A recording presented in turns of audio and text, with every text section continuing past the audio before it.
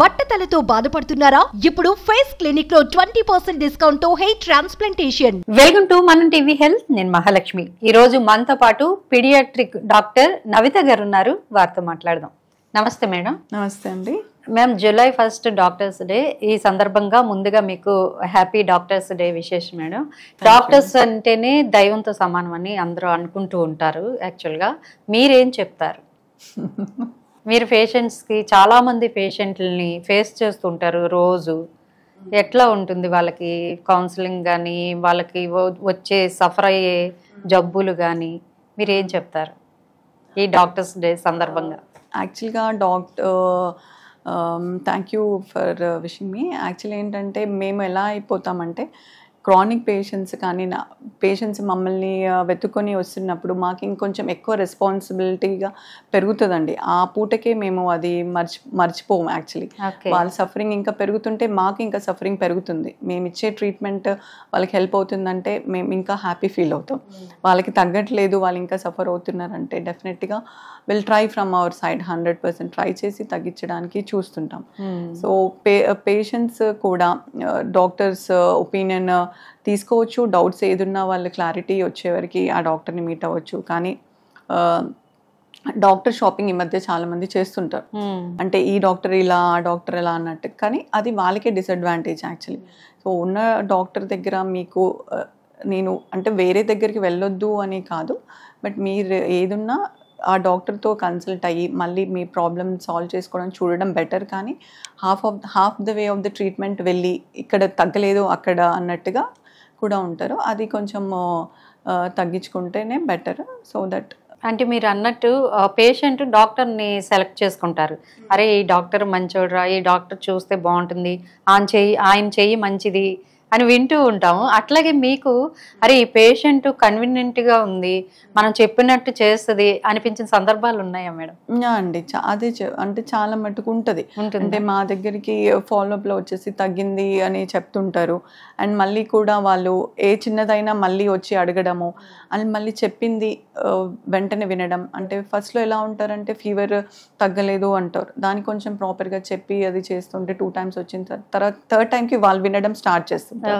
So అది మాకు కూడా కొంచెం హ్యాపీగా ఉంటుంది. కొందరు ఏంటంటే యాంటీబయాటిక్ పెట్టలేదని కొందరికి ప్రాబ్లం ఉంటుంది. రెండోసారి వచ్చి యాంటీబయాటిక్స్ పెట్టలేదు మేడం, మీరు యాంటీబయాటిక్స్ పెట్టండి అని రెండోసారి కూడా వస్తారు. అప్పుడు కూడా అది వైరల్ ఫీవర్ అమ్మా, యాంటీబయాటిక్ అవసరం లేదు అని చెప్పి పంపించడం కూడా అవుతుంటుంది. 3rd timeకి వాళ్ళకి ఇంకా ఫీవర్ తగ్గలేదు, తగ్గుతున్నా వాళ్ళకి కొందరికి ఏంటంటే తొందరగా తగ్గిపోవాలని కూడా ఉంటుంది. వాళ్ళు ఏంటంటే కంపల్సరీ డెఫినెట్గా వేరే డాక్టర్ దగ్గరికి వెళ్ళి యాంటీబయాటిక్ రాయించుకోవడం అలా కూడా ఉంటుంది.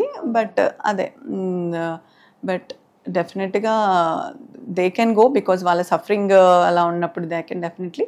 బట్ గూగుల్ సర్చ్ చేసుకోవడము, డాక్టర్స్ని షాపింగ్ చేయడం అనేది చెప్పాలంటే అది వాళ్ళకే కరెక్ట్ కాదు. ఇప్పుడు వర్షాకాలం స్టార్ట్ అయిపోయింది, చిన్నపిల్లలకి ఇమ్యూనిటీ తగ్గుతూ ఉంటుంది అంటూ ఉంటారు.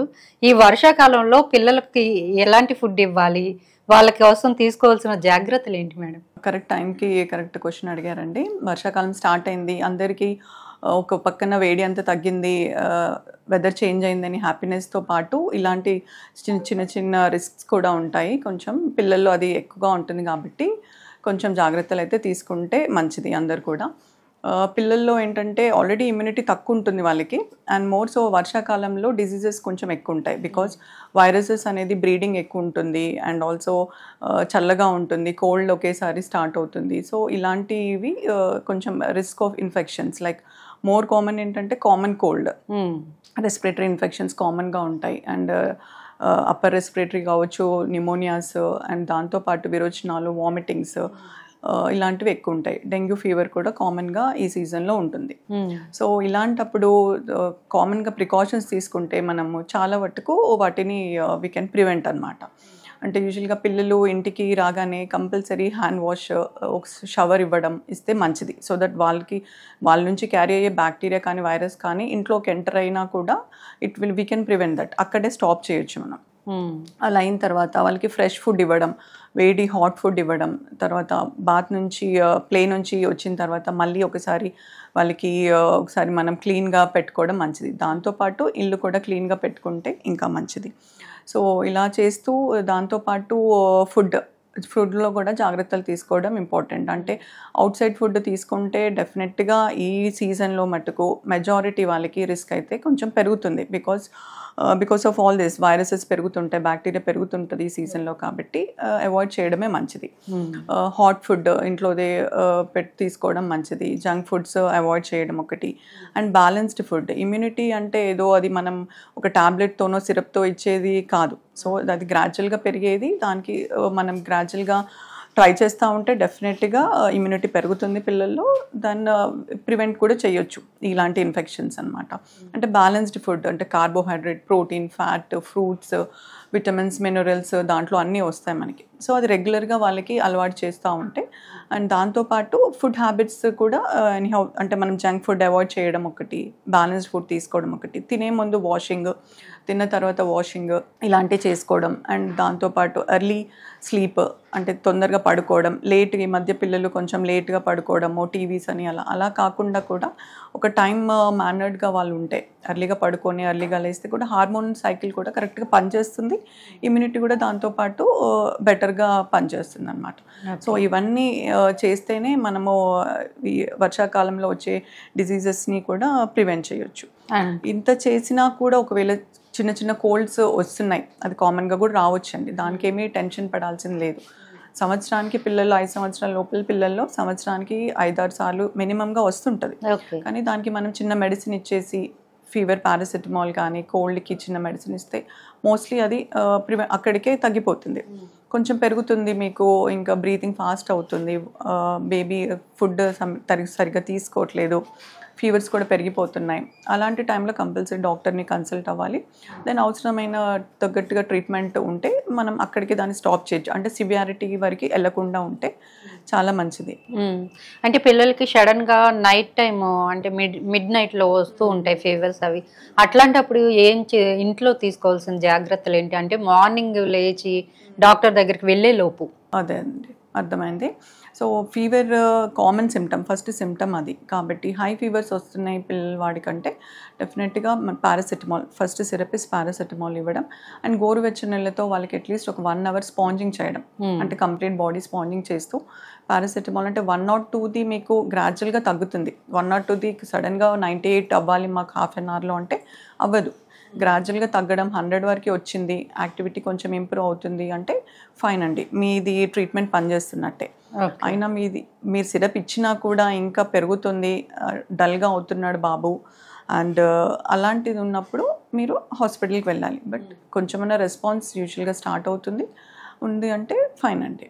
వర్షాకాలంలో పిల్లలు ఎక్కువగా తడుస్తూ ఉంటారు మ్యామ్, అట్లాంటప్పుడు తీసుకోవాల్సిన జాగ్రత్తలు. అందుకే వాళ్ళు వర్షాల మీద అంటే రెయిన్ వచ్చినప్పుడు సడన్గా తడిచి వచ్చిన ఇంటికి వెంటనే వాళ్ళ డ్రెస్లు అన్నీ తడి బట్టలన్నీ కంపల్సరీగా వెంటనే తీసేయడం ఒకటి, బాత్ ఇవ్వడం ఒకటి.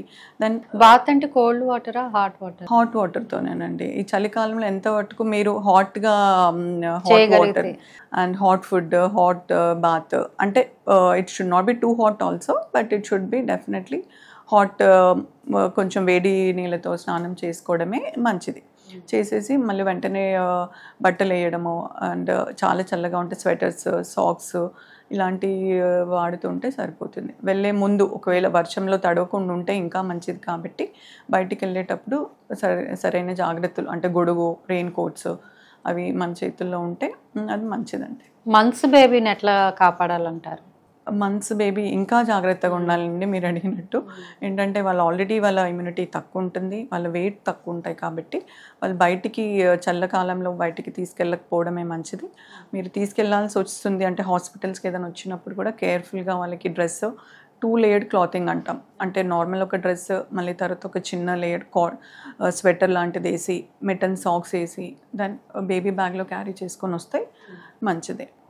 సో మిటన్ సాక్స్ వేసి వాళ్ళని కవర్ చేస్తాం. కవర్ చేసిన తర్వాత బేబీ టెంపరేచర్ మెయింటైన్ అవుతుందా లేదా అని ఎలా చూసుకోవాలంటే, మనం డార్సమ్ అంటే మనం చేతిని ఇలా పొట్ట పైన పెట్టేసుకొని చూస్తే కనుక వేడి ఉంది, అరికాళ్ళు అరిచేతులు కూడా అంతే వేడిగా ఉన్నాయి అనుకోండి, టెంపరేచర్ కరెక్ట్గా మెయింటైన్ అవుతున్నట్టు.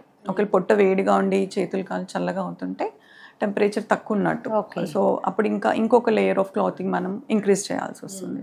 మళ్ళీ ఒక హాఫ్ అన్ అవర్ మళ్ళీ చెక్ చేయాలి. చెక్ చేసినప్పుడు ఇంప్రూవ్ అవుతుంది అనుకోండి, అది నార్మల్. ఇంకా కూడా చల్లగా అయిపోతున్నాడు, మళ్ళీ టెంపరేచర్ మెయింటైన్ అవ్వట్లేదు, యాక్టివిటీ కూడా ఆ టైంలో తక్కువ అవుతుంది అంటే ఒక్కొక్కసారి హై ఫీవర్స్లో కూడా ఇలా కనిపిస్తుంటుంది మనకు, పొట్ట వేడిగా ఉండి చేతులు కాలు చల్లగా అయిపోవడం. అలా ఉన్నప్పుడు ఇంకా హాస్పిటల్కి వెళ్ళాల్సి వస్తుందండి. అంటే అప్పుడే పుట్టిన బిడ్డని కాటన్ క్లాత్లో చుట్టాలి అంటూ ఉంటారు, ఎందుకు మేడం? అవునండి, అంటే వెంటనే ఏంటంటే వాళ్ళకి మోర్ కామన్ ప్రాబ్లం ఏంటంటే పుట్టిన పిల్లల్లో వాళ్ళు టెంపరేచర్ మెయింటైన్ చేసుకోలేరు సరిగ్గా. అప్పుడే మదర్ కడుపులో ఉన్నప్పుడు వాళ్ళకి ఆ వార్మ్నెస్, ఆమ్నియోటిక్ ఫ్లూయిడ్ వేడిగా పెడుతుంది. వాళ్ళు ఈ ఎన్విరాన్మెంట్ బయటికి రాగానే they can't maintain that temperature. కాబట్టి మనం వెంటనే వాళ్ళకి డ్రెస్ వేయడము, మిటన్ సాక్స్ వేయడము వెచ్చగా పెడితే చాలా మంచిది. సో దాంతో బరువు పెరుగుతుంటారు, ఇన్ఫెక్షన్స్ తగ్గుతూ ఉంటాయి. అండ్ అదొక ఎన్విరాన్మెంట్ ఇస్తే వాళ్ళకి కూడా కంఫర్ట్లో ఉంటారు అనమాట. పుట్టిన దగ్గర నుంచి పెరిగే వరకు వాళ్ళకి టీకాలు కూడా వేస్తూ ఉంటారు, వాటి గురించి పడుకుందాం. యా అండి, పుట్టినప్పటి నుంచి టీకాలు అంటే పిల్లల్లో ఎందుకు ఇస్తామంటే వాళ్ళకి మనం ప్యాసివ్ ఇమ్యూనిటీ అనమాట. వాళ్ళకి ఏదైతే ఇమ్యూనిటీ వాళ్ళు పుట్టగానే రాదు కాబట్టి వాళ్ళు స్టేజ్లో డెవలప్ అయ్యే వరకు కూడా మనం ఇలా ప్యాసివ్ ఇమ్యూనిటీ ఇచ్చి వాళ్ళకి ప్రొటెక్షన్ ఇచ్చిన వాళ్ళం అవుతామన్నమాట. సో అందరు పేరెంట్స్ కూడా వీలైనంత వరకు ఇమ్యునైజేషన్ షెడ్యూల్ ఫాలో అవ్వడం మంచిది. ఏ మంత్ నుంచి స్టార్ట్ అవుతాయి? పుట్టిన వెంటనే 24 అవర్స్కి we will give BCG, hepatitis B, polio drops అండి. అవి స్టార్టింగ్ ఆ 3 వ్యాక్సిన్స్ ఉంటాయి. సో అలా 6 వీక్స్కి, 10 వీక్స్కి, 14 వీక్స్కి అని మనకి షెడ్యూల్ ఉంటుంది. సో ఆ షెడ్యూల్ ప్రకారంగా వాళ్ళు ఫాలో అవుతే మంచిది. So that at least we can give some immunity వాళ్ళకి పెంచిన వాళ్ళం అవుతాం అన్నమాట. Okay madam, thank you. Thank you.